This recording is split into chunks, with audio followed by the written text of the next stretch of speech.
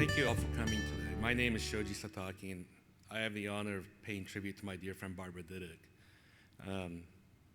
It's probably one of the hardest presentations I've ever had to prepare in my professional career, and I spent quite a bit of time working on it, and to really cram it in a few minutes, the life my friend Barbara lived seemed very fleeting, but reminds us how precious life can be. But if Barbara was here, she would probably be the first one to say, "Don't make such a fuss over me."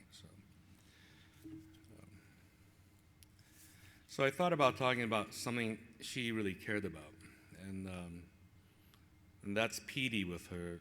That's Petey, Barbara's companion. And I think Barbara would be the first to prove that I spend most of my talk, a lot of time talking about her best friend. And in one of her early trips to Jingdezhen, China, she observed how different we relate to animals in the US and China, and she found this tiny little puppy that was basically gotten in trouble for destroying pottery at a studio and was tethered to about a 1.5 to 2-foot chain. And it was just kind of laying there on its own feces and getting really, really dirty. And she went and took care of it every day, fed it, watered it. And she was so upset how the puppy was being treated. When she left China, she stole the puppy and brought it back to the US with her. And Petey's been basically her most devoted companion, loyal dog. And believe me, I have dogs, and I don't have dogs that are this devoted and loyal as Petey was. And Petey's still alive today. He lives with Barb's twin sister, Susan, and Barbara's 2 nieces. I'm sure Petey misses her every day, and I wish my 3 dogs were that loyal. I told her one day that I admired her for rescuing Petey, and she told me that it was really Petey who rescued her in many ways. So Barbara used to say that we were kindred spirits. Barbara and I had many things that we shared in common. We were both alumnus of the College of William and Mary, and even though we were there at very different times, but we also served as board members of NSECA at different times as well. So, I actually knew about her mom well before I knew Barbara. By the time I was in college in the 90s, William and Mary had established a women's studies program, and I had taken a few classes, and she was a legend there. She was one of the first female faculty to be given full professorship, was the very first female faculty to be the department head, and she was a real civil rights advocate and really fought for equal rights for women. And so I learned so much about her, and that really I really saw those qualities in Barbara's spitfire personality. And so Barbara and I became really good friends in Jingdezhen, as she was a guest of our China program at West Virginia University in the China studios. So in a tribute to Barb by her colleagues at Dickinson University, one of the faculty mentions, Barbara Diduk, our late colleague, exemplifies everything we could consider essential to communicate to young artists: a relentless intellectual curiosity, a tireless devotion and openness to learning, and an absolute dedication to her studio practice. Barbara was a fearless teacher and was unwilling to let students plead no talent or get away with giving less than their all. She spoke her mind, but was always in a way that made the students recognize that she was probably speaking the truth. She encouraged bravery to change and develop, fail, think, and try.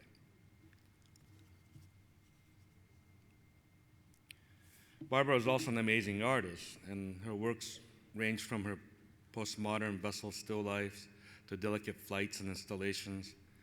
Her scholarly research took her abroad to many countries and to her studio in Jingdezhen, China.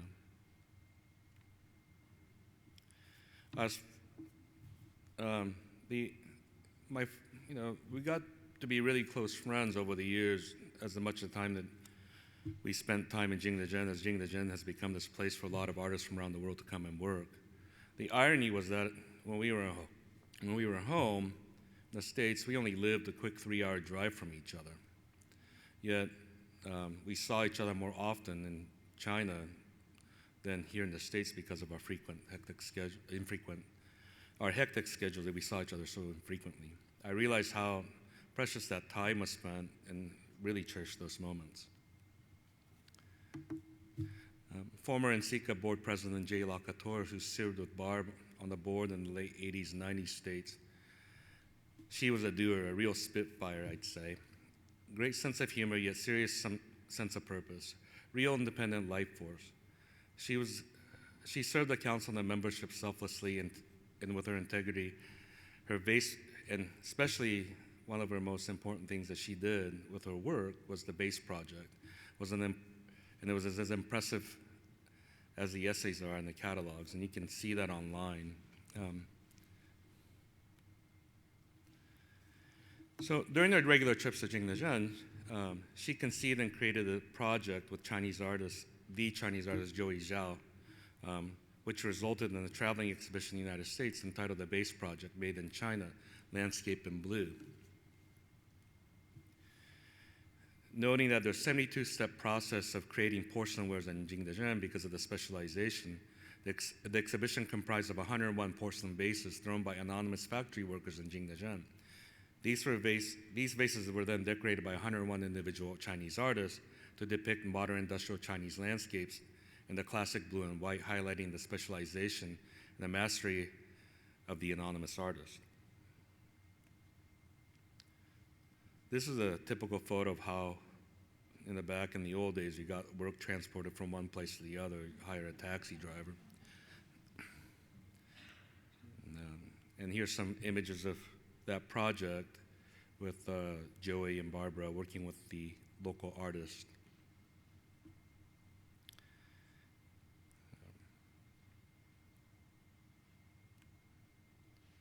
And the artists were actually fascinated, really, when they were approached by this American artist, where they wanted to be utilized and featured, that they couldn't believe it because they see themselves as tradesmen. They see this having this special, unique talent, but everything is so specialized as the divisions of labor that they saw themselves only as part of the process, but then they were being all celebrated in this exhibition in the United States.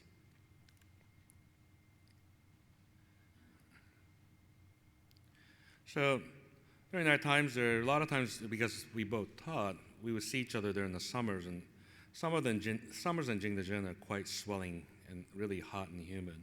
And a few years back, when she was working in our studio in Jingdezhen, before she purchased her own place, we would share these daily afternoon breaks where we would bike to a cafe and have the most delicious mango smoothies to escape the horrible summer heat. And oftentimes we would be joined by folks like our friend, the English puppeteer turned ceramicist Roger Law, a neighbor of hers from Pennsylvania named Robert Troxel, and many of our Chinese friends. Our conversations, lost in translations, would turn from casual to heated, but she always had a way with her quips and smarts to get people to laugh and appreciate each other's company. She could be so funny. If you knew Barbara would talk and engage anyone anywhere. Right? Her laugh was infectious, and you knew it, something hysterical, and she would begin to snort between her laughters. And then recently, there was a retrospect for Barbara at Dickinson College, her former institution.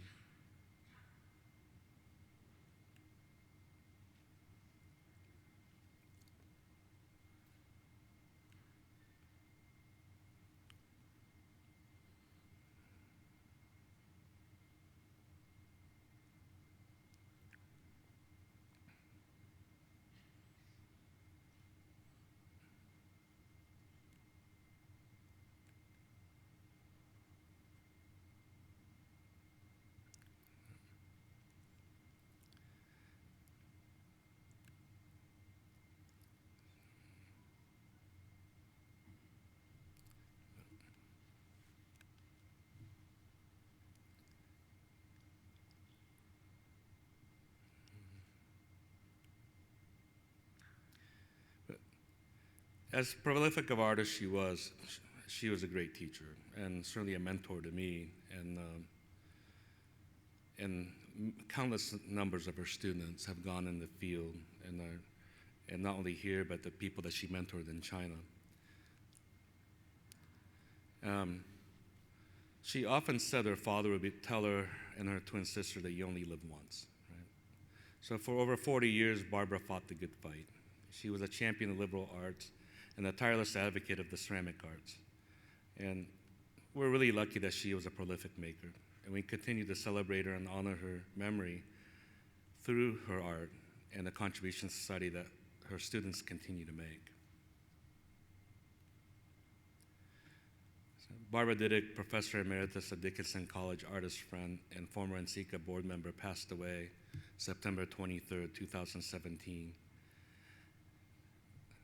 She's survived by her twin sister Susan, nieces Shaolin Diduk Maynard, and Fushang Diduk Maynard. Her dog Petey misses her every day. Thank you.